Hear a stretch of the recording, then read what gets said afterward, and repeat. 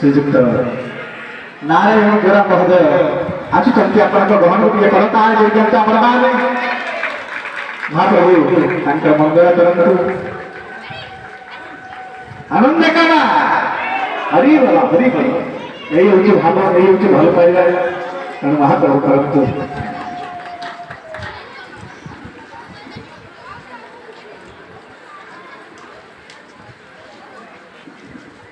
नारायण मध्य आसुचंती ते करता जेजंत आपन माने महाप्रभु गुरुनाथ देव मंदिर